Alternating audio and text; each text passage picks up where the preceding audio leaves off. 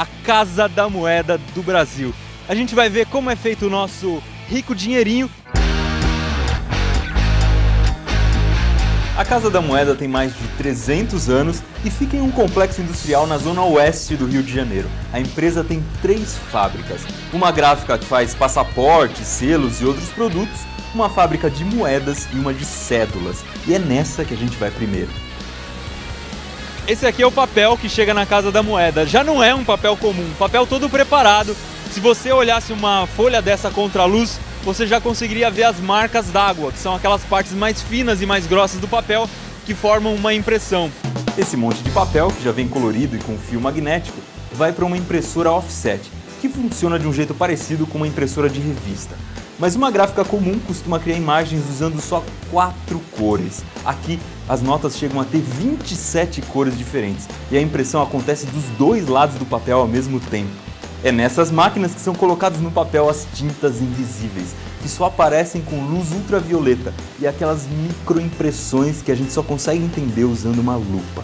As notas ficam secando por 72 horas e depois vão para uma máquina que faz um tipo de impressão chamado de calcografia. É ela que coloca a tinta em alto relevo, ou seja, a tinta fica bem grossa no papel e você consegue perceber quando passa a mão. Numa nota falsa, o falsário ele não consegue fazer esse relevo na impressão calcográfica, né? Então, para se identificar uma cédula, é imprescindível, né, que tenha esse altorrelevo. Não tendo altorrelevo, pode-se dizer essa cédula certamente é falsa. Quando termina a impressão, as cédulas vão para uma checagem visual. É um time de mulheres bem preparadas que conseguem enxergar defeitos de impressão muito pequenininhos. Só depois desse pente fino é que as notas recebem a numeração, que é uma espécie de RG. E é essa numeração que vai garantir o controle e a segurança das cédulas. Aí, finalmente, as notas vão se desgrudar. Primeiro, uma guilhotina tira a borda do papel e depois as notas vão sendo separadas e embaladas ao mesmo tempo. No caso das notas de 100, elas são organizadas em pacotinhos de 10 mil reais e depois embaladas num pacote de 100 mil reais que vai para dentro de uma caixa. Isso aqui tem 1.600.000 reais em cédulas de 100 reais. Já estão todas numeradas, empacotadas, prontinhas para serem mandadas para o Banco Central. A gente acabou de ver como são feitas as cédulas, bora ver como são feitas as moedas.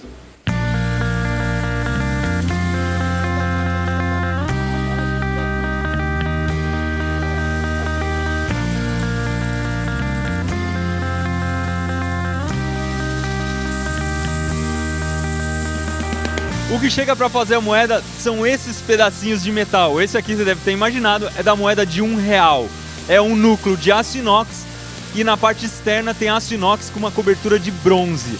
Isso aqui está completamente nu, não tem nada impresso ainda. Ele vai entrar por essa máquina e lá dentro vai acontecer a cunhagem, uma espécie de um carimbo que vai bater muito forte em cima disso aqui. Dentro da máquina, o que imprime as moedas são essas 3 peças aqui. 2 carimbos, que se chamam cunho, e uma virola, que é essa rodela de metal. Cada cunho tem um lado da moeda, um para a cara e outro para a coroa. E a virola serve para marcar as bordas e para a moeda ficar do tamanho certinho. Quando os discos de metal entram na máquina, eles ficam com os cunhos embaixo e em cima e a virola em volta. Aí uma prensa de 75 toneladas faz o metal amassar e se encaixar no cunho e na virola. E é assim que uma chapinha de metal se transforma numa moeda. Dá só uma olhada ao que sai da máquina que cunha as moedas. Elas estão quentinhas porque elas acabaram de ser prensadas.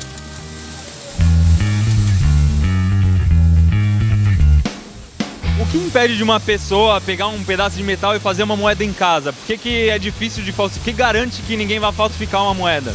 Primeiro, esse produto, a moeda brasileira, ela é rica em detalhes.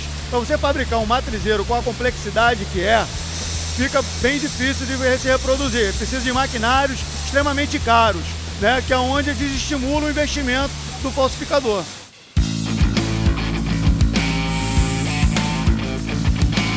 Quando as moedas estão prontas, elas são contadas por 2 sensores diferentes e depois são empacotadas. As de R$1 são colocadas em saquinhos de 50 moedas que vão dentro de um saco maior com 10 saquinhos cada. Cada saco desse que está passando aqui tem R$500 em moedas. Um dos jeitos de contar quantas moedas tem é pesar. Ele tem que ter 3 quilos, 520 gramas. E é essa máquina que faz isso. Então o que eu vou fazer é tentar sabotar um saco colocando algumas moedas a mais. Olha, ele tá passando aqui. Vou botar 50 moedas a mais, vamos ver o que vai acontecer.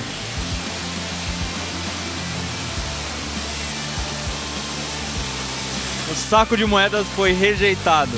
Esses sacos ganham um selo e depois um robô coloca 8 de cada dentro de uma caixa de papelão.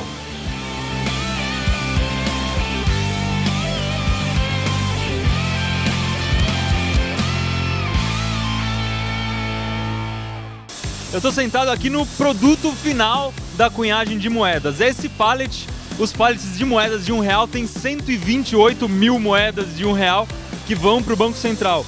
E são 32 caixinhas dessa aqui dentro do pallet. Cada caixa dessa tem R$4.000 e 30 quilos.